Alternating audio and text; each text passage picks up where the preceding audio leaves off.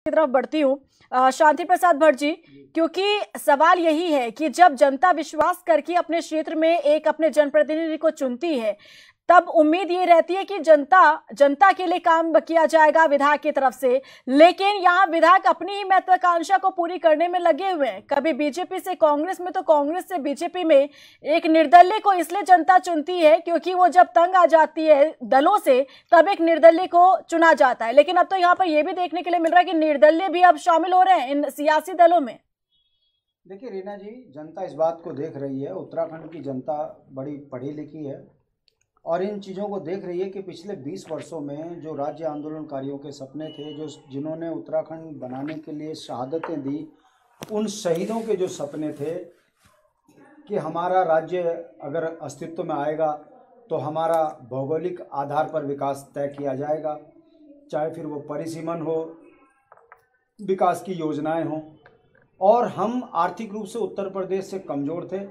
शायद हमारी आर्थिकी को मजबूत करने के लिए रिवर्स पलायन कराकर हमारे ब्लॉक स्तर पर विकास की योजनाएं पहुंचेंगी तो हमारे जो गांव खाली हैं उनमें विकास होगा, गांव में बसावत होगी और उत्तराखंड के अंदर हरियाली और खुशहाली होगी।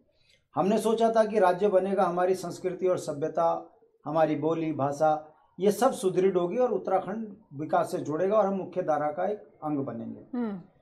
इसके ठीक विपरीत जिस जनता ने राष्ट्रीय पार्टियों को राष्ट्र के नाम पर भर भर कर वोट दिया, चाहे फिर वो कांग्रेस हो भाजपा हो, 10-10 साल से ज़्यादा सत्ताएं इनको दी, उसके बाद जिन बुनियादी चीज़ों के लिए जनप्रतिनिधि चुने गए उन पर काम नहीं हुआ।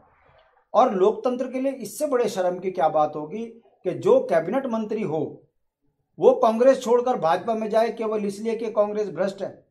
चाहे फिर वो 11 जो कांग्रेस में गए, वही नौटंकी फिर भारतीय जनता पार्टी में आपको बेटे को स्थापित कर दिया, आपको कैबिनेट मंत्री बना दिया। अब आपका भाजपा में भी वही स्थिति, भाजपा भ्रष्ट है, यहाँ घुटन हो रही है। तो समझ नहीं आ रहा है कि इनका दम घुटने का इलाज होगा कैसे। ये जनता अब सोच रही है, आम जनता चर्चा कर रही है कि इनका दम घुटता है जो, क्यों ना इनका चुनाव में ही दम घोट दिया जाए इस बार। ये जब काबिल ही नहीं है तो कोई काबिल को टिकट दे। अब कांग्रेस जो ये कह रही है, हमारा प्रेम भाई बैठा है, राज्य आंदोलन से निकला हुआ है, बुद्धिजीवी है, ये जिस स्तर की राजनीति ये भाई करता है, इसको राजनीति में कांग्रेस कभी स्थापित नहीं करने देगी क्योंकि विद्वान है। अब कांग्रेस इतनी वृद्ध पार्टी है, बरगद की तरह पार्टी है, इसने सबको देश के अंदर सींचा है, मगर इस कांग्रेस की कितनी दुर्गति हो गई कि गोविंद सिंह कुंजवाल जैसे वायुवृद्ध नेता, कांग्रेस के वरिष्ठ नेता कह रहे हैं कि भाजपा के 4 बेईमान, हमारे पास 6 बेईमान हैं, हम तो चुनाव जीत रहे हैं। अब सोच लीजिए कि कांग्रेस का स्तर भारतीय जनता पार्टी से भी नीचे कितना गिर गया। अरे कांग्रेस तो जिस पे हाथ लगा दे वो नेता, मगर कांग्रेस का मानसिक स्तर इतना गिर चुका है कि वो भारतीय जनता पार्टी की बी टीम बन के काम कर रही है कि भाजपा ने दूसरों का लूटा, अब हम भाजपा का लूटेंगे।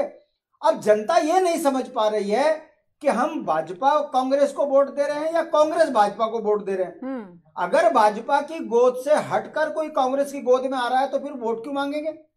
फिर इनको ये हेडगेवार और वो क्या जितने भी भाजपा के आरएसएस के नाम से जो आम जनता के बीच में गरियाते हैं कि ये उस समय देश की आजादी में जो है अंग्रेजों की गोद में बैठे हुए थे भाजपा वाले, ये गद्दार थे देश के।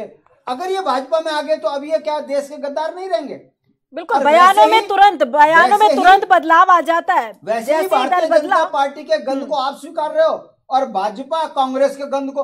अब मेरी समझ में नहीं आ रहा है कि अगर ये कांग्रेस के पप्पू को भाजपा अगर अपने यहाँ महान मान रही है तो फिर भाजपा भी पप्पू है।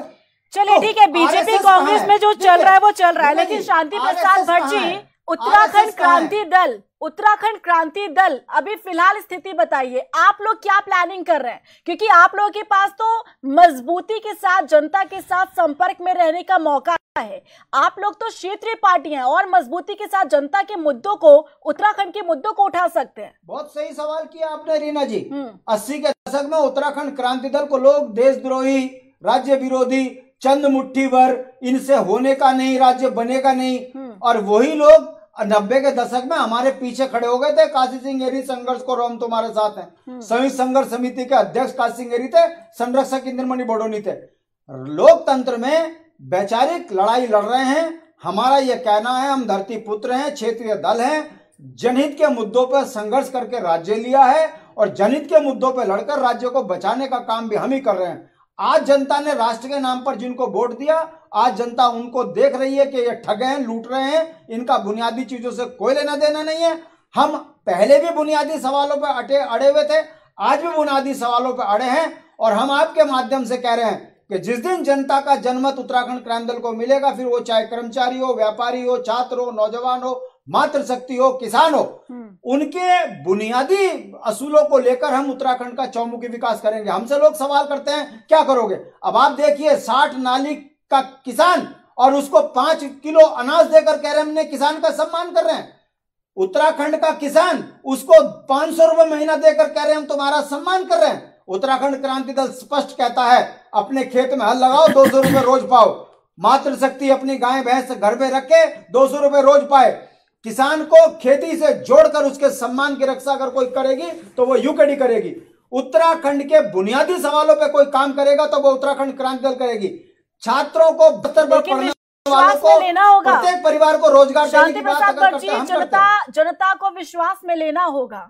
देखिए रीना जी, ये तो तय मान के चलिए, ठीक है, जनता को विश्वास में नहीं लिया होता तो इतना बड़ा राज्य नहीं बनता। नहीं, तो वो दौर कुछ और था, वो दौर कुछ और था। आप पे पूरा बिलीव किया यहाँ की जनता ने और आप लोगों का योगदान रहा, आप लोगों ने पूरी लड़ाई लड़ी, लेकिन उस समय से जो एक्सरसाइज आप लोगों की चलनी चाहिए थी उसमें कहीं ना कहीं ब्रेक जरूर रहा, तभी ये वजह रही कि और कांग्रेस राष्ट्रीय दलों को मौका मिल गया यहाँ पर सत्ता और सियासत करने का। संघर्ष कर रहे हैं। विश्वास कीजिए 22 साल में राज्य बनाए तो 22 साल में यूकेडी सत्ता की ओर जाएगी, और हम कोई रॉकेट साइंस की बात नहीं कर रहे। लेकिन अब तो देखिए ना, अब तो और दल आ गए हैं ना। अब तो दिल्ली की पार्टी जो है वो भी यहाँ पर आ गई है 2022 में चुनाव जीत यहाँ पर लड़ने के लिए। चलिए मैं आऊंगी वापस आपके पास। हरीश मैखुरी जी, अब क्योंकि फिलहाल जिस तरीके की स्थिति बन रही है, ऐसे में जैसे कि शांति प्रसाद भट्ट जी ने कहा कि वाकई जनता भी कंफ्यूज हो जाती है कि अभी तो ये नेता बीजेपी में थे, अब इस बार कांग्रेस में आ गए, फिर कांग्रेस से बीजेपी में आ गए।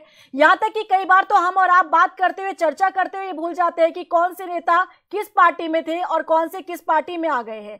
तो ऐसे में बखूबी समझा जा सकता है कि जब बूथ पर अपने क्षेत्र के विधायक के लिए एक वोट देने के लिए जब कोई भी जाएगा, शख्स भी जाएगा, तो वो कंफ्यूज हो जाएगा कि हम किसे वहां पर वोट दे रहे हैं, कौन सी पार्टी को, कौन से नेता को, कौन से चेहरे को। रीना जी